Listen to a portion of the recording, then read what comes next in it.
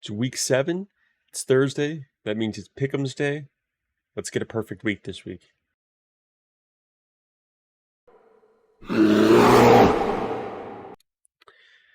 Hey, what's going on, everyone? Welcome back into the Bears Den, an NFL podcast with the Chicago Bears First Focus. I am your host, Alex, and it is week 7. It is Thursday. We are doing our game Pick'ems. We're coming off of one of our best weeks of the season so far with a 9-5 record for the week 6 games, so really happy about that. That puts us at a season record of 48-44, so we are up. We're going to look to maintain. We're going to see if we can kind of stack some good weeks in a row here. And yeah, we will get right into it. Teams on a bye this week are the Chicago Bears and the Dallas Cowboys. With that being said, let's get into it. As always, I'm using the Playoff Predictors website. You can do your game picks on here. This is what I use just because it's easy and it keeps track of all the team's records and things like that. And I can just go through and pick each single game pretty easily. Without further ado, we will go ahead and we will get into the AFC games. We always start with the AFC conference games. Up first, we got New England and Jacksonville.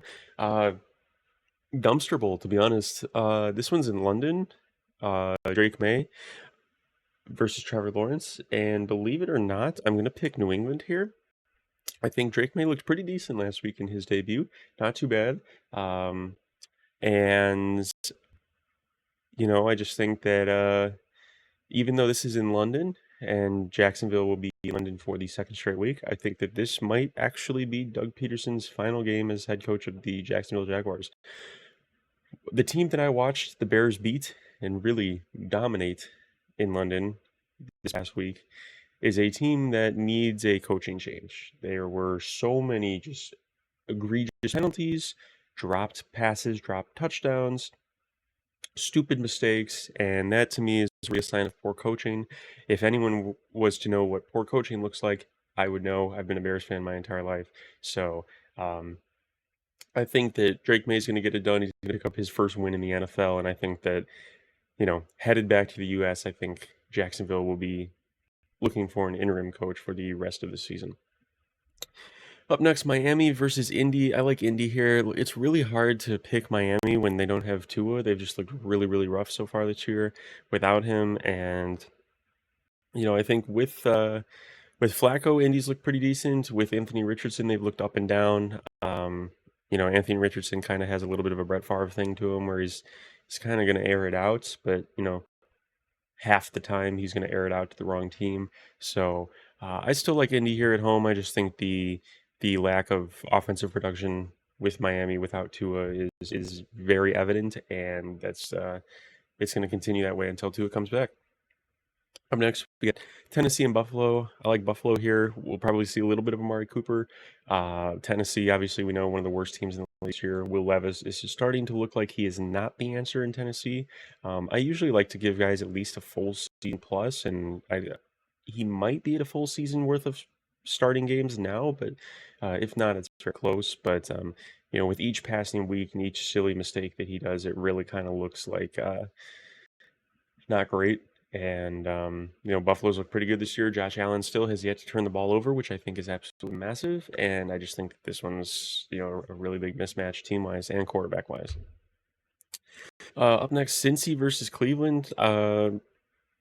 Don't really want to pick either of these teams, to be honest. Neither have looked great. And, you know, with that being said, I'm going to pick Cincy because Kevin Stefanski is still rocking with Deshaun Watson. I don't get it. I don't get it at all. He's played some of the worst quarterback football in history.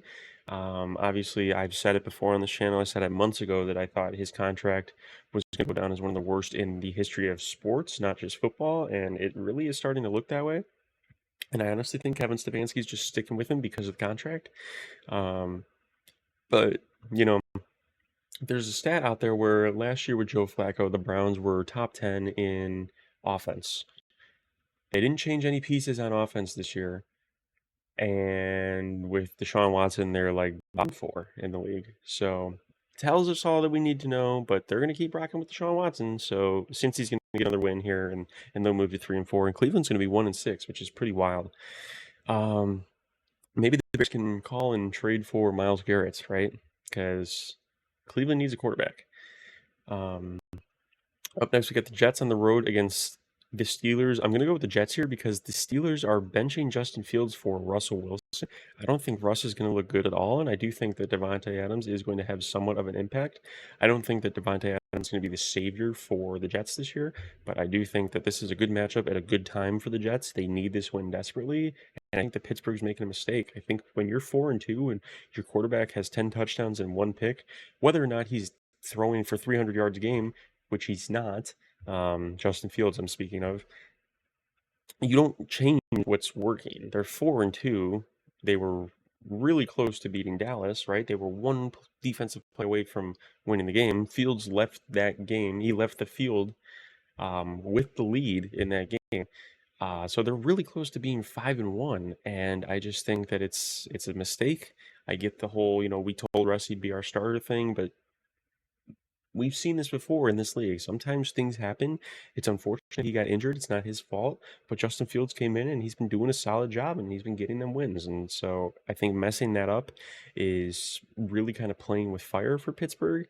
You risk messing up the locker room, the vibes of the locker room, because if Russ comes in and plays horrible, and they lose. Now you've pissed off the entire team, right? So I like the Jets here on the road to pick up their third win of the season. All right, we'll move to the AFC NFC games now. Denver versus the Saints. I like Denver here. Look, the Saints have really cooled off. They had their 2 wins, and that this is going to be their 5th straight loss. I think Bo Nix has looked pretty decent over the past couple weeks. Denver's looked like a fairly competitive team. And that's really what I have to say with that one. I think the honeymoon phase with New Orleans this year is over, and it's kind of back to reality with them. Kind of what I expected from them this year. I think in my prediction video where I predicted all the games of the season, I had New Orleans at 4 wins, I think, 4 or 5 wins. So, with each passing week, that's starting to look a little bit more accurate.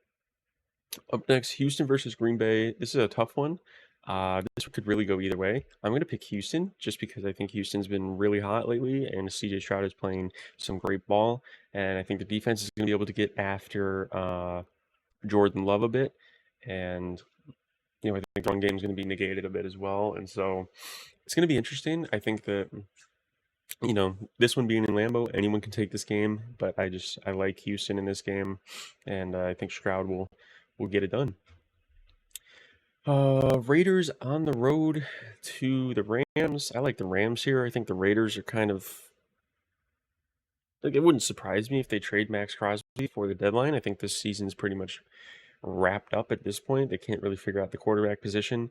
It's pretty ironic that they thought that like Gardner Minshew or Aiden O'Connell was going to be sufficient at the quarterback position. I think it's really kind of biting them now, and I think even the Rams are getting Cooper Kupp back this week, so I think that's going to be huge. And I just think that the Raiders are not really going to have a chance. Kansas City, San Francisco. I like San Francisco here in the rematch. Look, San Francisco coming off of a mini bye, and Kansas City is coming off a full bye. Kansas City has not played great this year. Mahomes has been statistically mid, and I think that this game that bites them. I think that he's not going to play well enough, and I think that you need to play well against San Francisco, and so I just like the Niners at home here in the Super Bowl rematch. Baltimore, Tampa Bay. This one is a coin flip game in my opinion. Both these teams are playing very well right now. I'm actually going to go with Tampa Bay. I just think that Baker Mayfield is playing really well. I think, if they can stop the run, I'm actually switch. I'm going to switch with Baltimore because I think Baker's playing really well. I don't know if Tampa's going to be able to stop the run. Yeah, I actually like Baltimore in this one. This one's really tough for me. This is a coin flip game. I'm going to go Baltimore here just because of the running game. But Baker Mayfield's been playing really well, and I don't want to overlook that at all. But I think the defense for Baltimore will be able to hold up enough to get the job done, and I think they're going to be able to run on Tampa Bay.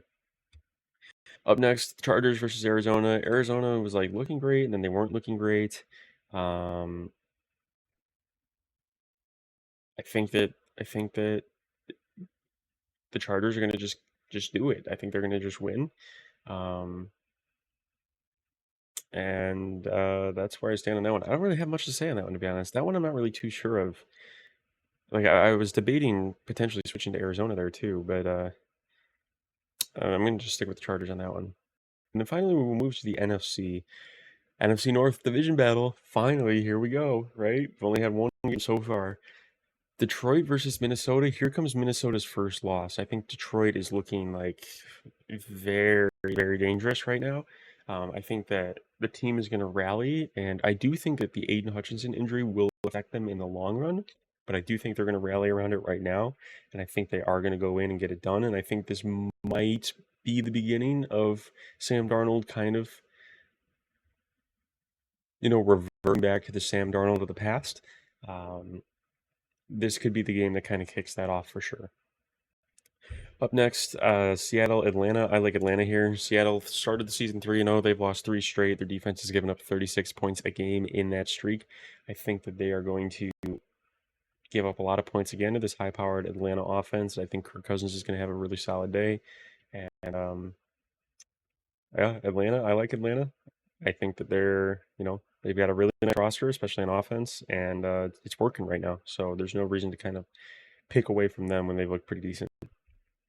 Up next, Philly and the Giants. I'm going with the Giants here, believe it or not. I've been picking the Giants a lot this year, I know, but I think that Philly is like so annoying. Not Philly. Nick Sirianni is so annoying. Like taunting his own fans last week after a 4-point win against the terrible Cleveland Browns is it's just like it's so stupid in my opinion, and I just think that they're due for a bad loss, and that bad loss is against the Giants here. And then finally, Washington and Carolina. I am going to give Washington the win because Carolina is not great, and I think Dane Daniels will have a solid game against a pretty bad defense, and um, that's it. That's the picks. So there are the picks for Week 7. Crazy to believe that we are already in Week 7. It's wild stuff, but excited to see how this week plays out. And currently, where we're sitting right now with these picks, if they were to work out this way, 3 NFC North teams in the playoffs currently.